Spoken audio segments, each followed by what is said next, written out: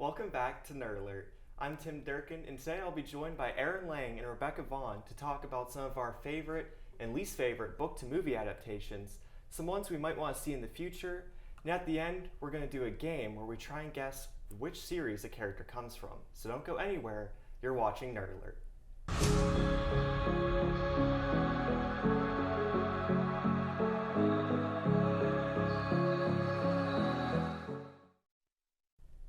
Welcome back to Nerd Alert. Here I'm just going to talk to my panelists Erin Lang and Rebekah Vaughan about some of our favorite book-to-movie adaptations. So Rebekah, I'll throw it to you first. What is your favorite book-to-movie adaptation? Okay, I'll preface this episode by starting with I don't watch a whole lot of movies. I will read the book and then I'll go on with my life and read another book. So I'm not one of those people that I have to read the book before I watch the movie. I will just read the book or I won't know it exists. So we'll start with that. All right. So my favorite, The Hunger Games. When I read those books, that was one of those series where I was encapsulated in it. I absolutely loved the series. I had my whole family reading it just because it was something I enjoyed so much. And when the movies came out, I went and saw every single one in theaters, which is something I don't do. I do not go to the movie theaters. Like, I have friends that'll say, oh, I had to go to the theaters this weekend to see this new movie that came out. And I will do everything in my power to avoid it because I cannot sit through a movie. So The Hunger Games is my favorite movie adaptation. For TV shows, Mr. Mercedes, which is a Stephen King series. You know how Stephen King's writes. It's more of a horror movie or TV show, book series. And I only watched the first few episodes with my mom because that's all that were out at the time before I had to move back into college and couldn't finish the series. But it was another one where I'm like, all right, they're following the books. I want to see how they continue with it, and I just never got a chance to. Mm-hmm. My least favorite, Percy Jackson. Those who know that series, that's all I have to say. Yeah. Well, you brought up a lot of good shows there. I mean, Mr. Mercedes, I can't say I've heard of that one. I'm not really a Stephen King guy at all. I read The Shining, that was decent, but I've never really gone beyond that. The Hunger Games, I saw the first movie for that, but strangely enough, that is one of the only sort of big book series that I didn't read as a kid. Mm-hmm. Like, everybody around me was reading it, loving it. My mom was like, hey, you should read it. I just never got around to it. I don't really know what happened there. And then Percy Jackson. Yeah, I think you put it perfectly. That was tragic. If you know, you know. Nowadays, I have no bitterness. I go back to those movies. I watch them. They're some of the best comedies out there. The comedies. I love watching those movies and just laughing at how poorly they implemented everything from the book. It's like they tried. Yeah, weren't they going to make another adaptation of it as a TV show? Like, they were going to try again. I think it might still be on the books somewhere. Oh boy, yeah, because the first one was just so bad and everyone got worked up about it. They're like, all right, recast, try again. And I think it was, instead of movies, I think it was supposed to be a TV show or vice versa, but they've already ruined it. Like, you can't come back from that. Yeah, I think that might still be in the works. Like, a couple months ago, I saw an update on it, so I'm not really sure where that's at in the development process. But yeah, good luck coming back from that. Yeah.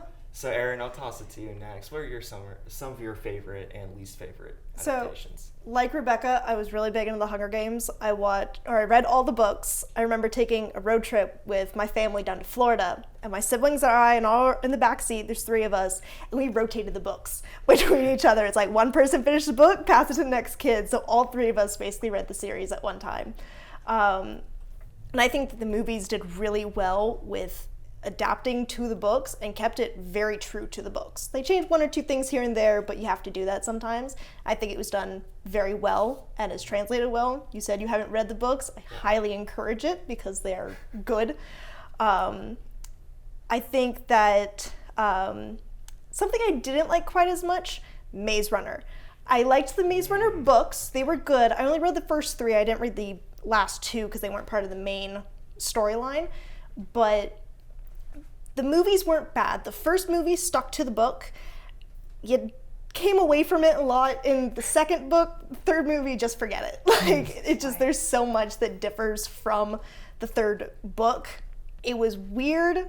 And the whole timing was weird too, because there was an accident that Dylan O'Brien had during shooting, so they had to push it back some. So it's weird looking at the aging when in the books it all happens in a short period of time, but it's like they look like they're in their 20s now instead of teenagers. So like aging in books and movies is weird to me, because why can't we get teenage or child actors to play the child teenage characters to make it accurate to the books? I think that's one of my biggest pet peeves when it comes to book to movie adaptations like that. I definitely agree with that. See, the Maze Runner series, that's a series that I've read, and I've actually read all 5 of them, and I own all 5 of them. I own all 5 too. Like I have the original 4 in like the box set. I pride myself on my box sets. And then I have what's the last one? The Fever Code? The Fever Code, yeah. Yeah, I have that one as a hardback, just kind of like sat there. But that's actually my favorite one out of all of them. But I never really heard much about the movies. Mm-hmm. I'll be honest, I didn't even know there was more than one.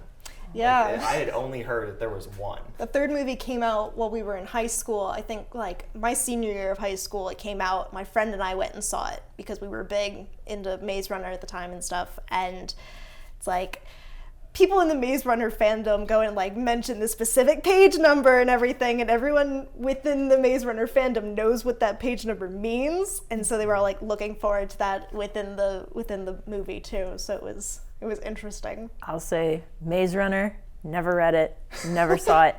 It's similar. We were talking off camera about Divergent. I feel like the Hunger Games, Divergent, and Maze Runner they all kind of came out in sequence. It was very much that dystopia era of book writing. Yes, exactly. And I got the one series, I did the Hunger Games, and then I just felt like every single other one was copying the Hunger Games. Yeah. And I was in early high school, middle school when I read those books. So I just could not get over, they're definitely copying this author. I can't read any more of it. But can we talk about The Walking Dead from comic book to the TV show? Okay. That is a crazy series on TV. Mm-hmm. I think they're finally bringing it to an end. I think it's finally ending. Really? But Okay. I think this is the season, is either the season they're in now is the last one, or the one that just ended was the last one. I didn't even know it was a comic book until one of my friends was like, I read all of the comic books. Mm-hmm. And you get this giant stack. And they have that, but they also have a video game. And it's all different, it's all jumping everywhere. It feels like if you're gonna watch or read or do one of the Walking Dead items, you gotta do one and then stick with it. Because if you go from the comic books to this TV series, it's a little bit difficult of a transition. Mm-hmm. Mm-hmm. Yeah, actually, one of the producers just told me in my ear that they're done with the season, but now they're doing spin-offs. Oh boy. Yeah, so like you said, spin-offs they're are just hard. They expanding really even are. more. Yeah. You just gotta get that Walking Because Dead. they content had any way you can. Fear the Walking Dead. Is that the? I have no clue. That was I've one never of them watched one. that was a spin-off, and then I think one of the main characters, Rick, he disappeared on a helicopter at one point. And they were talking that he was going to have his own series. Oh, it's boy. just like, what are we doing? Slow down. Yeah.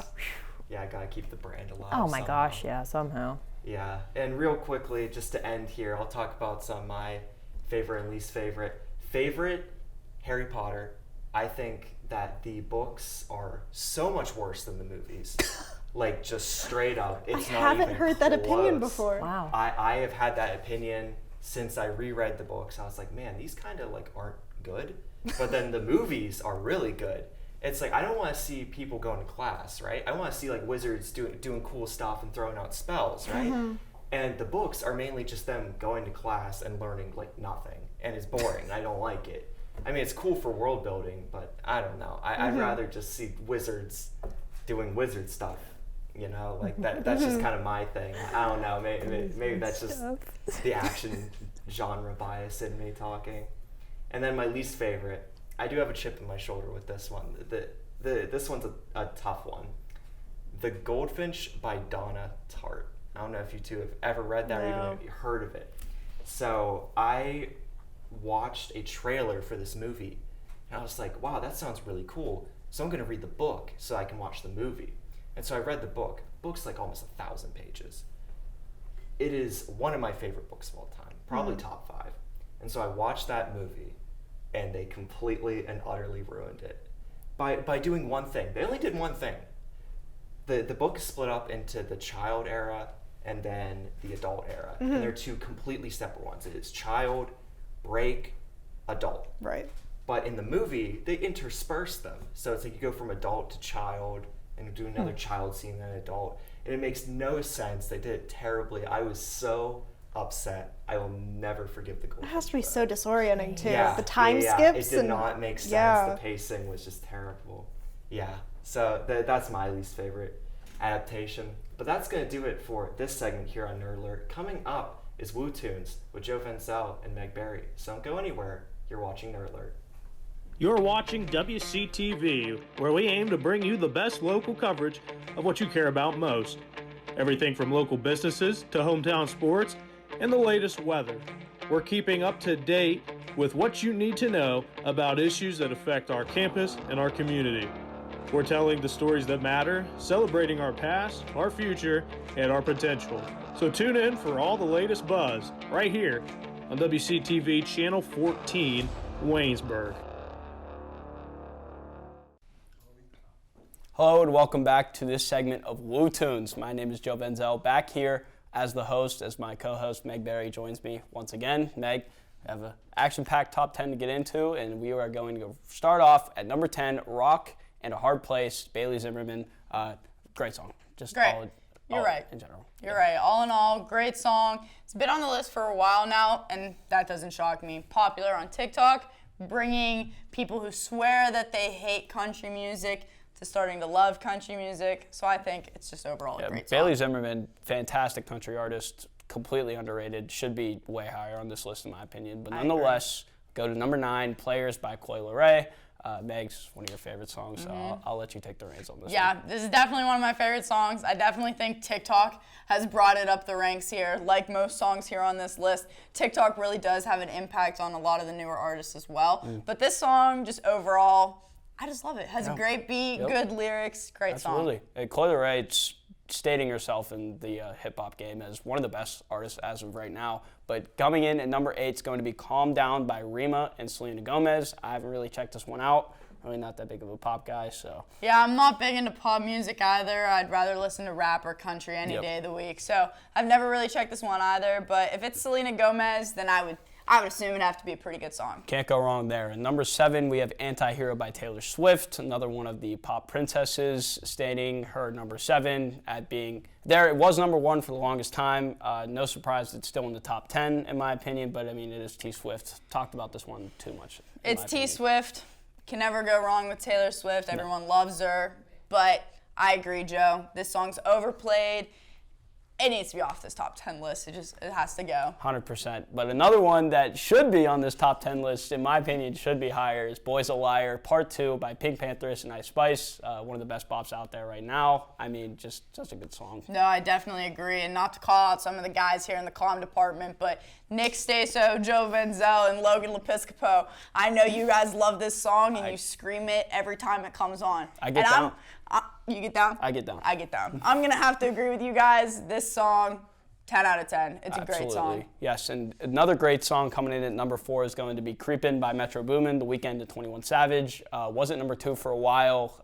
No surprise that Creepin's this high. I mean, off of Metro Boomin's fantastic album. No surprise here. Yeah, I definitely agree. Really good song. And that album just in general, 10 out of 10. Really came out at the perfect time. And not a lot of rap music going on at that point. So Metro Boomin really came out with a great album, especially with this song as well. 100%. It's going to be at number 3, as well as going to be Kill Bill by SZA, another one of her hip-hop standout albums, I should say, from this year, and definitely a great song.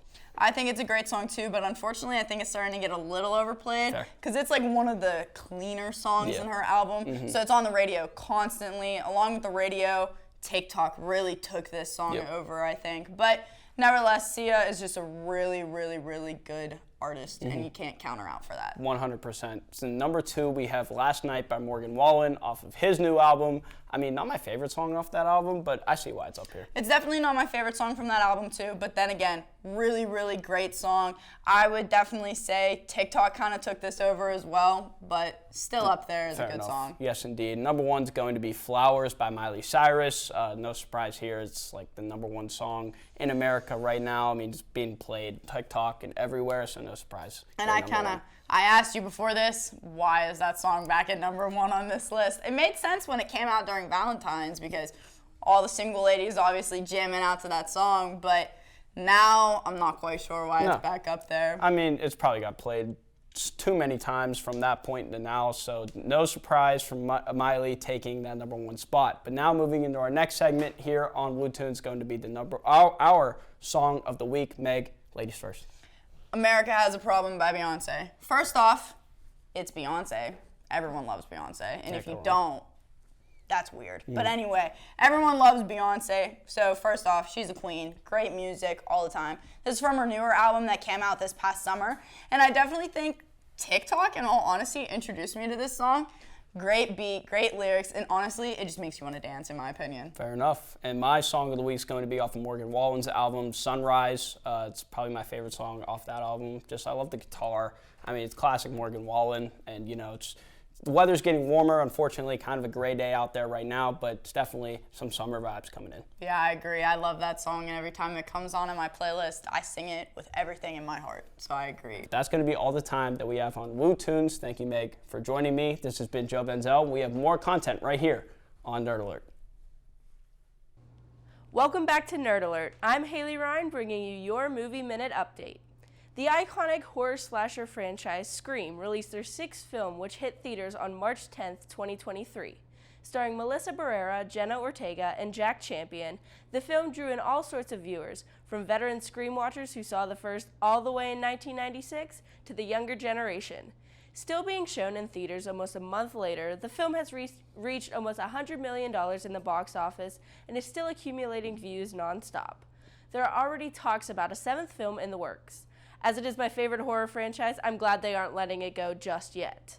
Calling all gamers, the Super Mario Bros. Movie is set to release on April 7th, 2023. With big names such as Chris Pratt as Mario, Jack Black as Bowser, and Anya Taylor-Joy as Princess Peach, the movie follows Mario, Luigi, Toad, and many others as they try to save Princess Peach from the hands of Bowser. Plan a trip to the movies for a fun family adventure for all ages.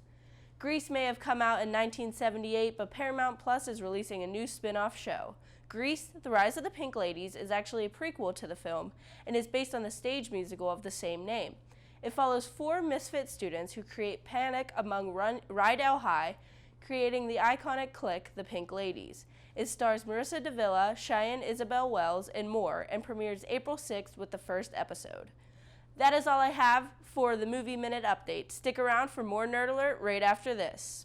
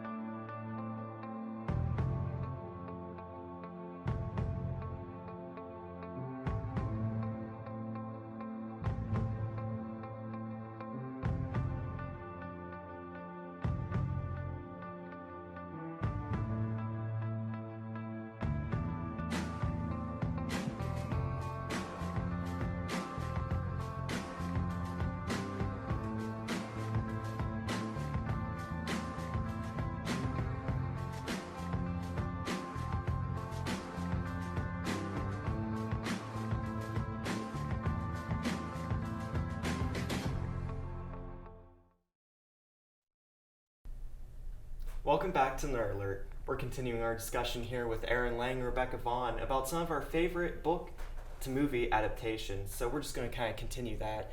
Erin, I'll ask you first. When you're looking at a book to movie adaptation or a book to TV series adaptation, what are you looking for? I'm looking for a lot of accuracy when it comes to taking source material from the book Sure, there are some things every now and then can be taken out, but I'm looking for the accuracy. I'm looking for the detail and the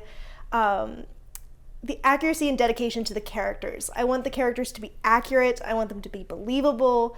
And because if your character isn't right in some aspect, you have book fans who are going to be extremely disappointed. It's actually something I recently went through. I just watched Shadow and Bone recently, the TV series on Netflix. And there are aspects of it that I really like and I'm really into, but there are certain things within the newest season that they've changed, and it's throwing me off. And I don't know how I feel about it. Certain characters are meeting before they meet in the books, like how it is canon within the books. They're just changing plot points sometimes and ordering of things. They change the timeline too.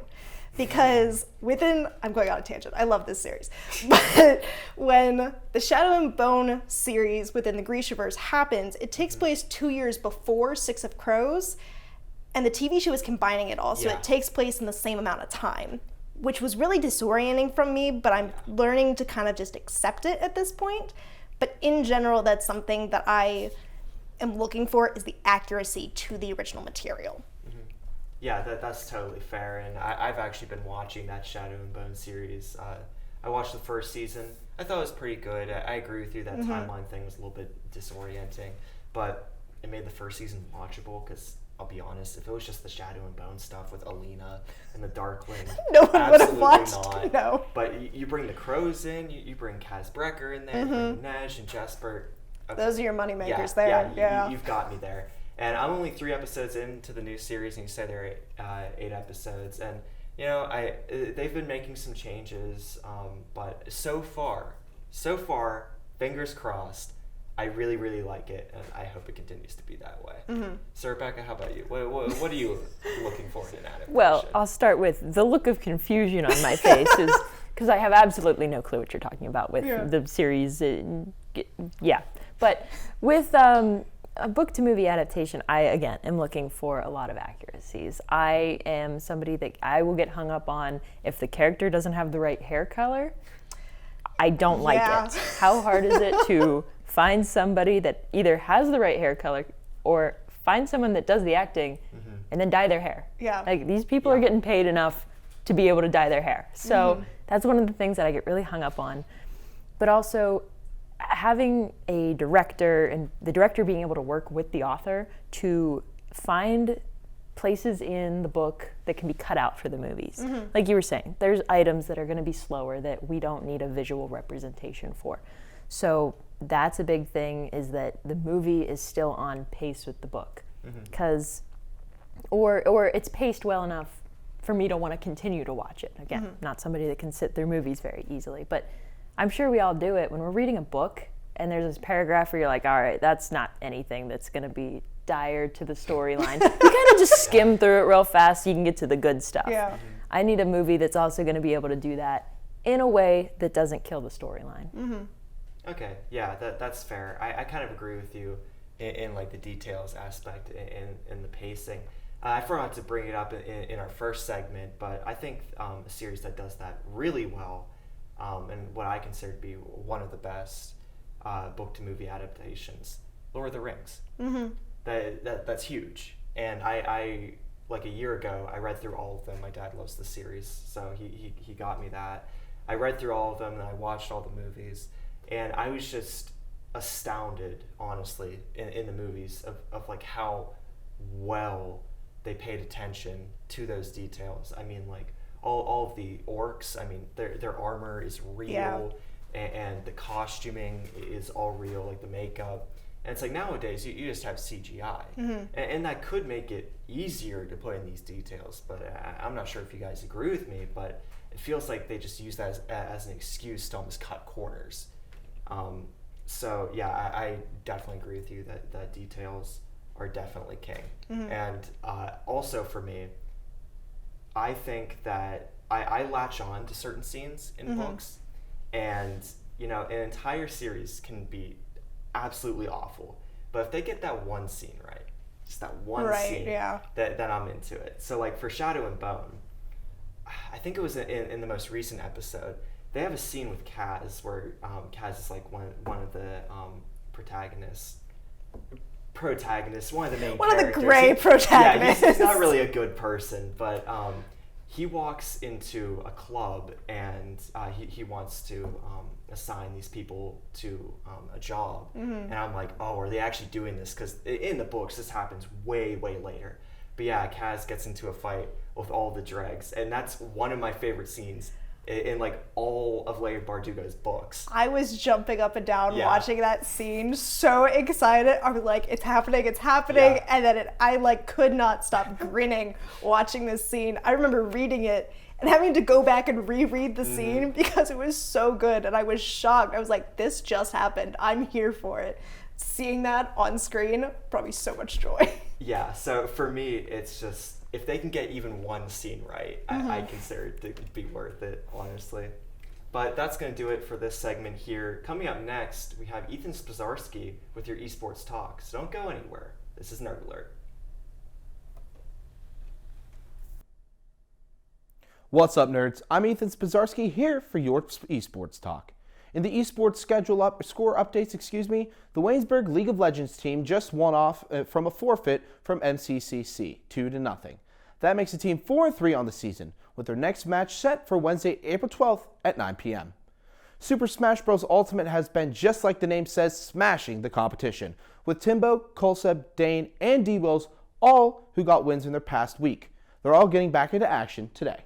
Overwatch 2 and Valorant both just lost their most recent matches, Overwatch 2 losing 3-0 to Western Kentucky. Before we get into the match schedule, we need to give a special shout out to Colseb, who is now the second ever esports player to win Athlete of the Week for the Waynesburg University Athletics. Tonight, though, we have a full slate of matches. Dane will take on Brennan from MCCC at 7 p.m. Then Colseb will face Squeb from Lord and Mary, Washington at 7:30. Following that, Timbo is set to face off Comet from Bryant and Stratton at 8 p.m. And the final match being D-Wheels, who looks to roll over the competition as he faces Joe Bob 64 for Ralph and Macon at 8 as well. The other team that's going to be set to play tonight will be the Rocket League team. The Rocket League team will face Concord at 7. In professional esports, we have history being made. Professional gamer Kelsey Grieg, also known as Kels in the gaming world, is the first ever woman to qualify for a Call of Duty Elite tournament. However, her journey has been far from simple or normal.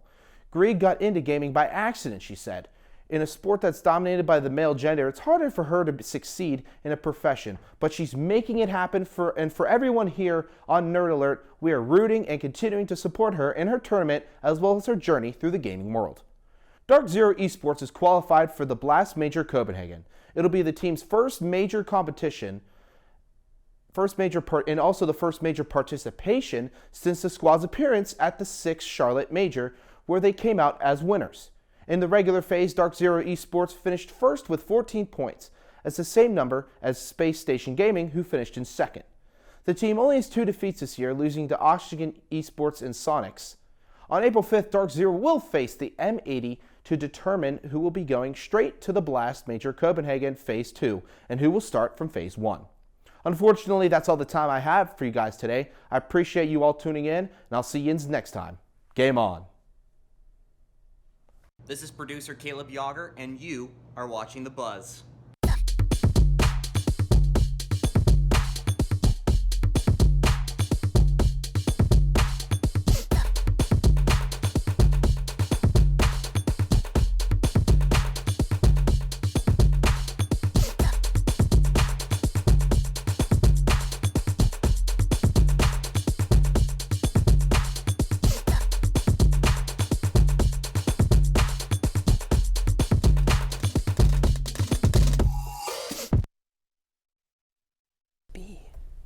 Welcome back to Nerd Alert. For this segment here with Erin Lang and Rebekah Vaughan, we're going to be doing a little bit of a game. I'm going to be asking one of them I'm going to be giving them a character, and they have to guess which series that character hails from. And if they don't get it right, then the next person has a chance to steal it and get the points. So, Rebekah, the first character here is Peeta Mellark. The Hunger Games. Hunger Games? Okay, that is a point for Rebekah. All right. Erin, next character, Bella Swan. Twilight. Twilight. Very good, very good. After my own heart with that one. Kristen A huge fan Stewart. of Twilight. No, Yep. I'm not, but I've read all the books. So you could maybe mistake me for that. Jeez. Rebekah, next character here is Louisa Clark.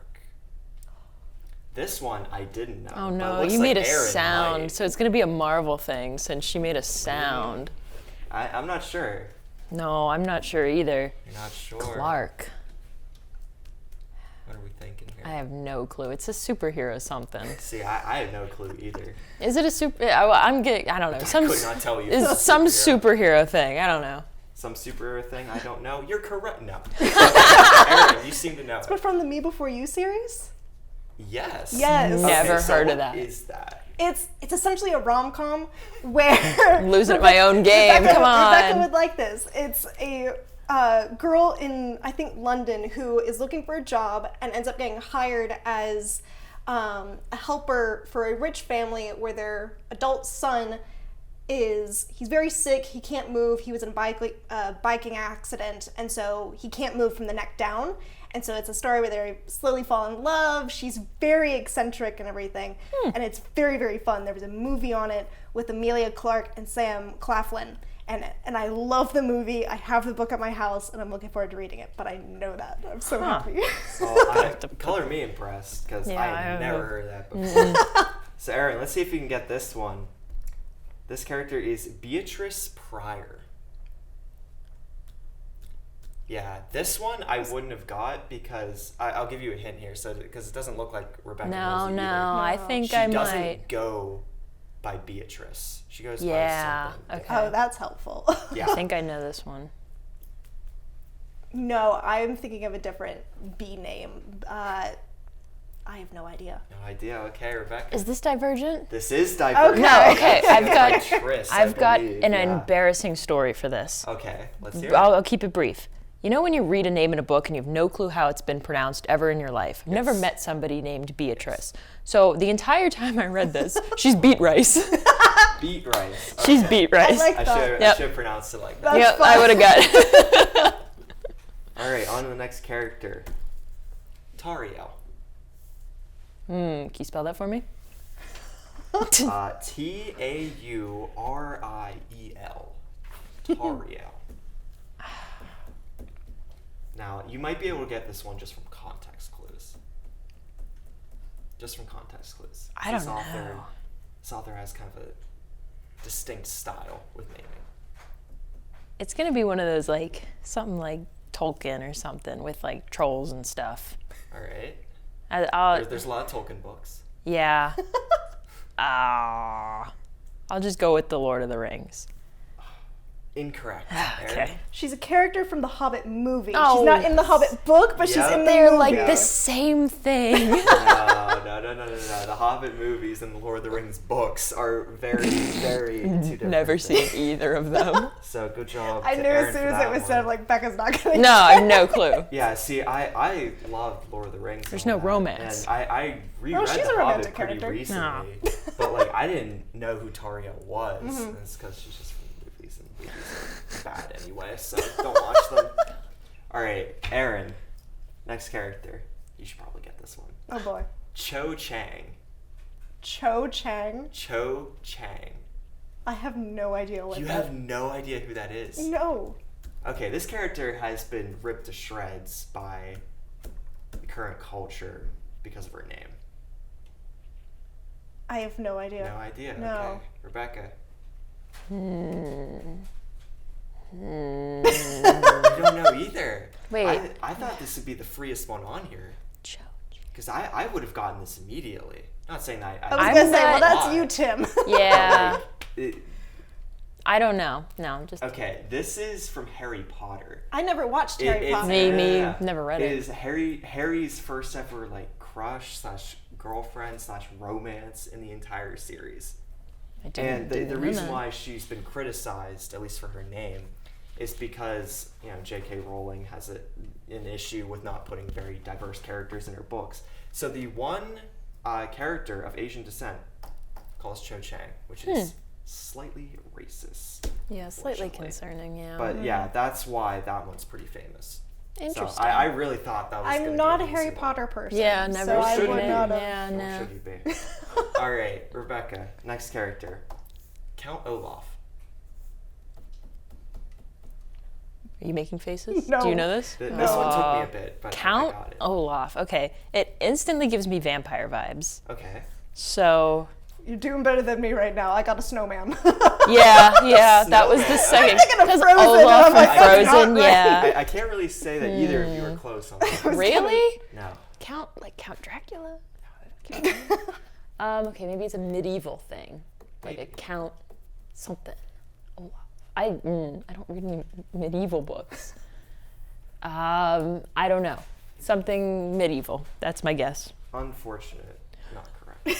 Erin. I don't know either. Okay, it is, I guess the adopted father, the I don't even know what you would call him, from Series of Unfortunate Events. Okay. Yeah, he's that guy. Never Okay. read them. I've seen Yeah. the little books. See, there Yeah. are 13 of them. I got to book 10. That's pretty impressive. I looked at the nice. pictures on the cover. Yeah, pictures are always cool. Let me say Yeah. it never misses with his covers. Yeah. Okay, so now we're getting to two of the ones that I have, just for fun. Oh boy. And the other ones were picked by our producer, but these are the ones that I added. So, Erin, I'll ask you. Okay. Jace Herondale.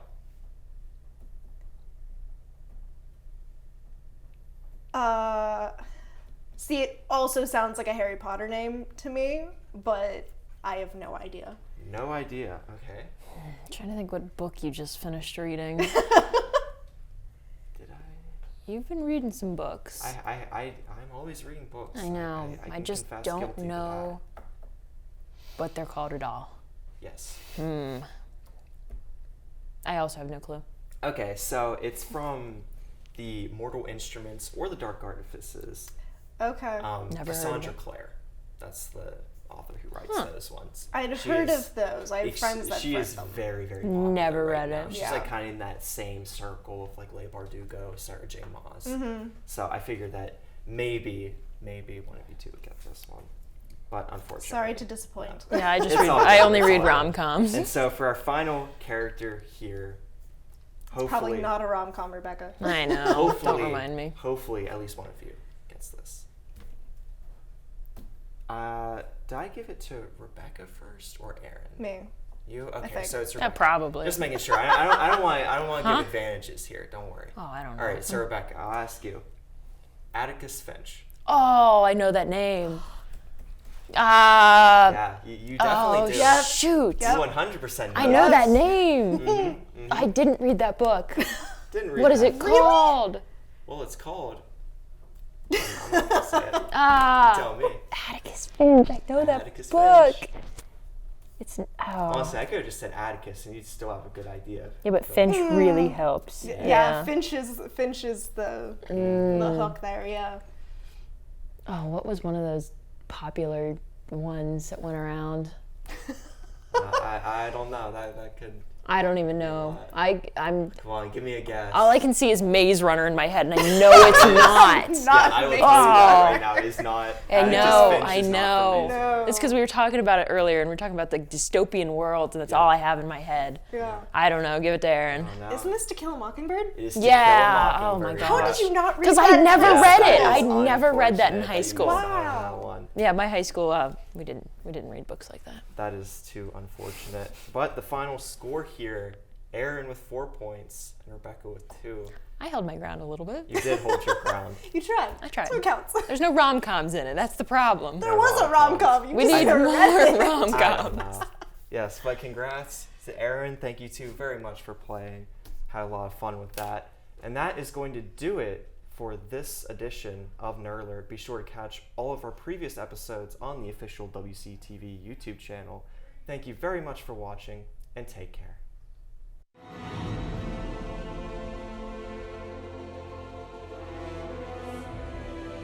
This has been a production of Waynesburg Community Television.